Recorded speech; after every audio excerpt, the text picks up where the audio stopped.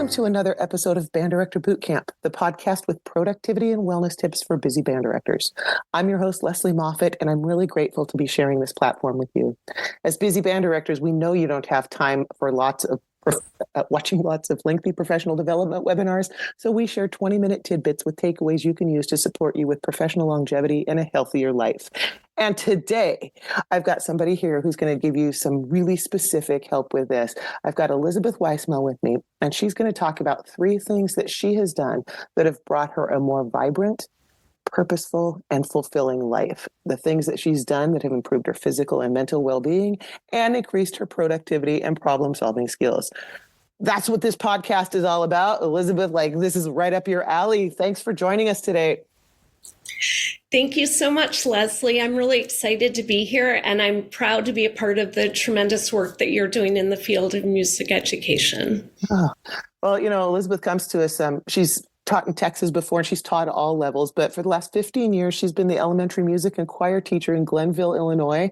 She also directs the children's choir at Midwest Youth Artists Conservatory, and just recently has published a couple of articles online for the online journal for ACDA. So she is passionate about a lot of the same things I'm passionate about. So we're going to nerd out together and share some things that we've done, and maybe you might hear from Elizabeth something that really resonates with you. And you might find something that you can dig into a little bit deeper to bring you some of that vibrant and purposeful and fulfilling living. So, Elizabeth, tell us a little bit about why are you a music teacher? What led you down this path? All right. So I've been teaching general music and choir, as you said, for 30 years in varied positions, covering all ages. And I do want to share right up front that I've had some amazing music educators as mentors at critical junctures of my life. I grew up in Evanston, Illinois, a northern suburb of Chicago, and my mom always told me I was singing before I was talking.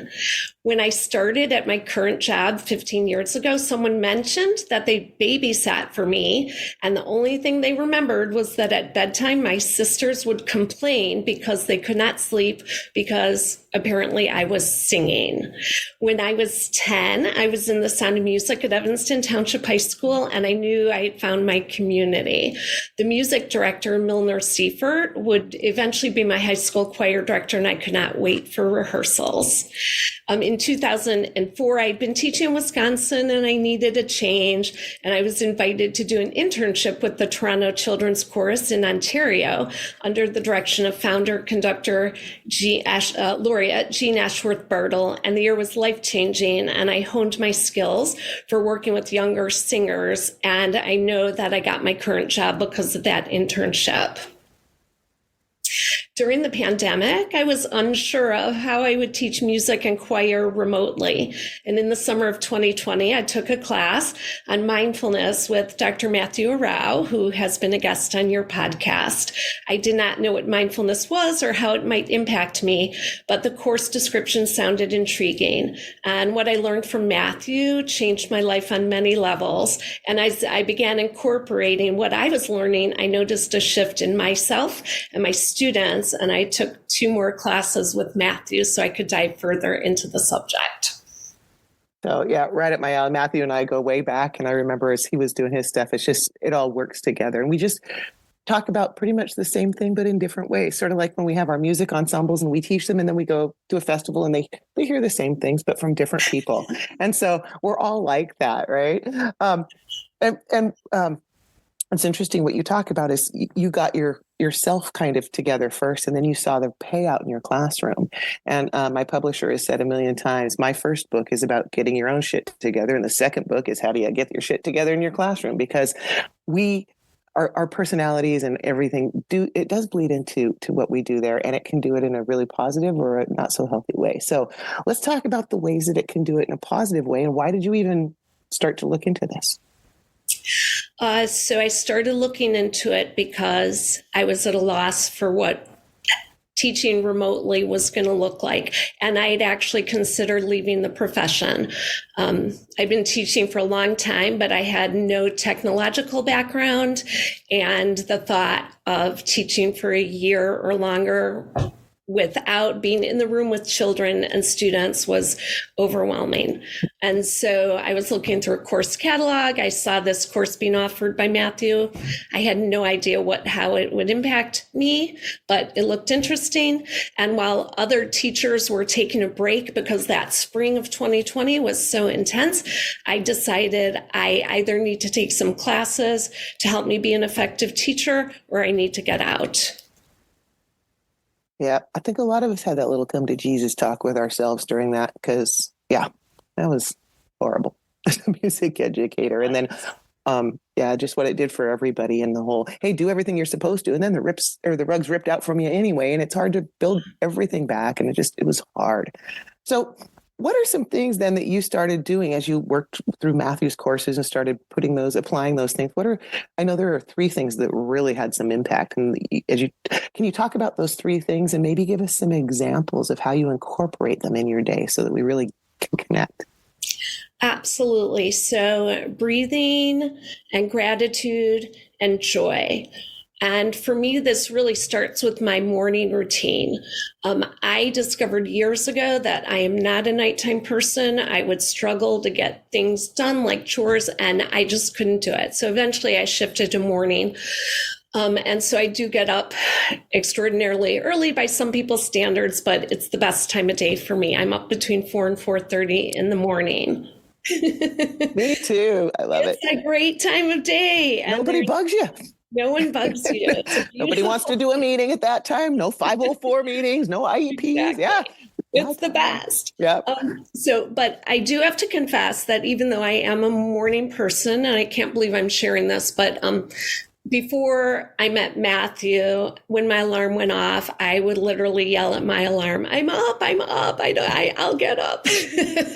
Like that was going to make a difference. But of course, that didn't make a difference. But Matthew introduced me to the idea of his perspective on an alarm clock. He calls it the opportunity clock. We get to be here. And research shows that the first 17 seconds that you're awake impacts the trajectory of your day. So if those first 17 seconds are, oh, it's dark and cold and I don't want to get out of bed, it's negatively going to impact you. But if you can think of something you're looking forward to, or someone or something you're grateful for, it is going to give you energy and you can start your day in a joyful way. So I think about on concert days, I imagine everyone, but I know that I have no trouble jumping out of bed. I'm energized. I've got lots of excitement and nerves and things going on. So if you can take that, you can create that mindset for yourself every single day by focusing on joy and gratitude and something you're looking forward to. So that's the opportunity clock. And then once I am up, I like to write in my gratitude journal. So journaling is something I never did before. I tried it, never stuck, but it was part of our class assignments.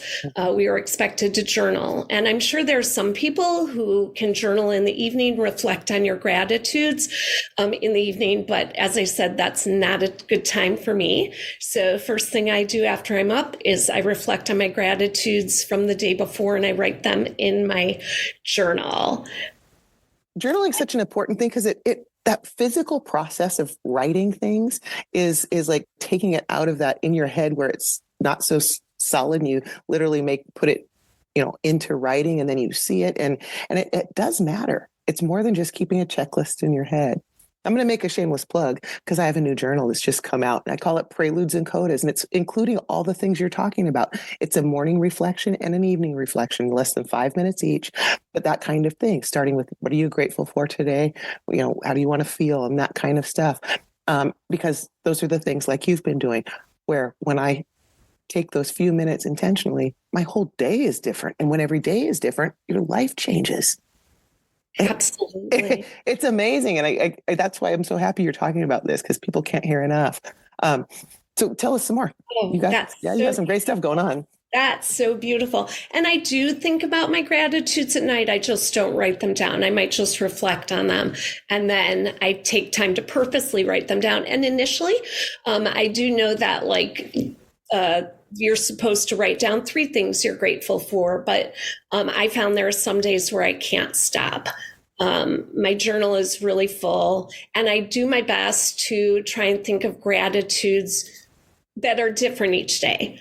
Because again, that sets me up for success and a day where I'm going to be looking for gratitude and joy. That's it. You plant that seed in your subconscious. And so when you start to become more, it's like if you're listening to an ensemble rehearsal, and you're like, today I really want to work on phrasing. So you pull your attention more towards that phrasing, and you might not get all the other stuff, but you're really noticing. It's simple how our brains work, right? So man, your insight is pretty amazing. We're getting a lot of insight. And speaking of valuable insight and resources, I want to take just a brief moment to share something special with all of you out there in our Band Director Bootcamp community. Are you feeling overwhelmed with the never-ending tasks of being a band director? Do you dream of having a strong music program while still enjoying time for yourself and your family? Well, the Empowered Music Educator Academy is here to turn that dream into a reality. Here at the Academy, we offer a comprehensive suite of resources tailored just for you. From insightful books that offer fresh perspectives to engaging courses filled with practical strategies. But that's not all. If you need a more personalized approach, you can use our one-on-one coaching sessions, which are designed to address your unique challenges, helping you find harmony in your busy schedule. And for a truly immersive experience, join us at one of our retreats where you can rejuvenate and connect with fellow music educators. The Empowered Music Educator Academy isn't just about teaching music. It's about enriching your life as a band director. We're here to ensure you thrive professionally and personally, providing you with personalized tools for wellness and productivity tips that last a lifetime. So don't miss out. Visit our website at powereducator.com to learn more and take the first step towards a more balanced, fulfilling career in music education. Because at Band Director Bootcamp, we believe in empowering you to conduct not just music, but a life you love.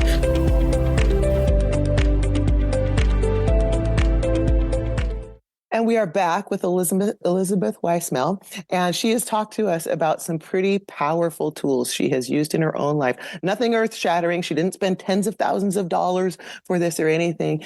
And she's found them, just like I have and a lot of other people have done this, the major payouts that come from doing these small things. It's sort of like mastering a scale in a certain key makes playing a piece in that key easier, right? Because it becomes more effortless. And so you've done things to help make your life become easier. And we've got just a few more minutes. We've talked in depth about your journaling and the things that you do in the morning. And I want to make sure that we talk about the breathing, joy, and gratitude. And I think we've talked about the gratitude. Well, talk to us about breathing, because we've all been doing it. Why are you making a big deal about it? Because yes. And breathing is actually the next step after my journaling. So I meditate. And initially, when Matthew asked us to meditate as part of the class, it did not come easily. But now, actually, I find if I don't meditate in the morning, if I don't focus on my breathing, I feel out of sorts. So meditation is really, I meditate 10 to 15 minutes in the morning, but really all it takes is 1 minute. And you can even do it in the middle of a class period or when you're on the way to the office for something. If you just focus on your breathing, it will help calm you down and center you. And it's the same as if I don't get to my exercise classes. I don't feel centered if I'm not focused on breathing. And the last thing I'd like to share is after that, I set an intention.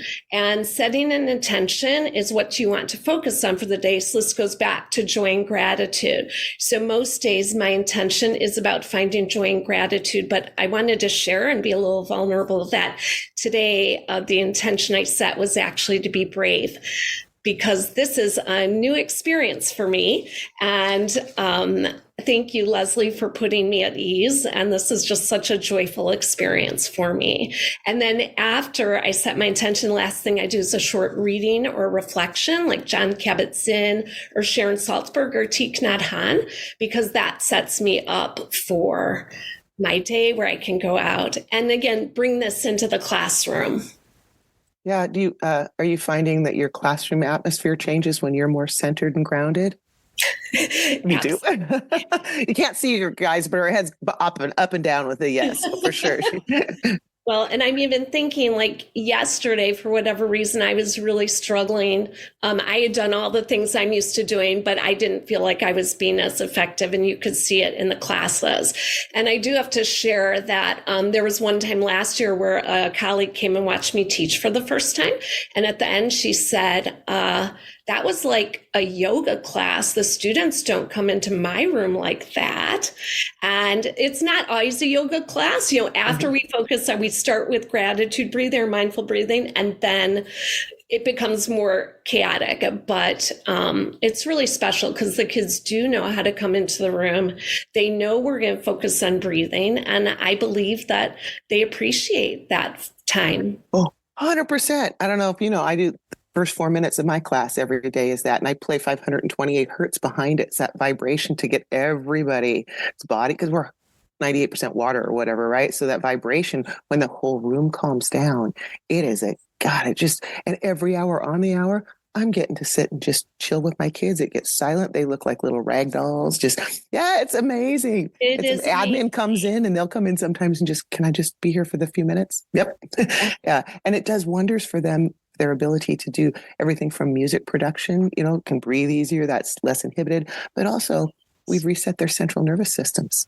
We've put them all, let's get those heart rates lowered, because they're not super low when they're bouncing down the hallways and high-fiving the door jams as they try to reach them and all the things. And no matter how the students come into your room, it doesn't matter when you have this, because their bodies become so used to, I come in here, when I do this process, it automatically calms down. And that's so great. Then backstage before concerts, when they start to get nervous, their bodies will respond. They already know how to calm down. And so, oh man, you and I we could talk about this all day, because we know that it's so powerful. But your specific things that you shared with us and the ways that you do it, I'm hoping that there are folks out there that can go, I could take a couple minutes in the morning, or I didn't realize how powerful those first 17 seconds were. Maybe I should not just immediately go onto my social media. And I've gotten to the point, I don't even use an alarm. I have gotten to, for 5 years, I haven't used it, and I still get up those stupid hours. But it's because I get so excited of when I get up, I get to pick how my day's going to go. Literally, that's what it's become. What do I want to do today? How do I want to feel? And then it's magical. So I know it sounds woo-woo, you guys, but man, those of us that do this, it's like, how do you not anymore? So gosh, Elizabeth, thanks for coming on here and sharing not just your wisdom, but your passion for this and the solid examples and the difference it has made in your life. Because I know a lot of folks out there are stressed, maybe getting a little burned out, or like you and I both were, where are we wondering, can we keep doing this if we keep doing it in the same old way? So we found ways to do it sustainably. Exactly. Thank you so much. I appreciate you being here today, and I appreciate all you listeners out there who are making a difference in kids' lives through the magic of music education. The work you do matters, and so do you. Join us next time on Band Director Bootcamp for another episode of productivity and wellness tips to make your life a little easier.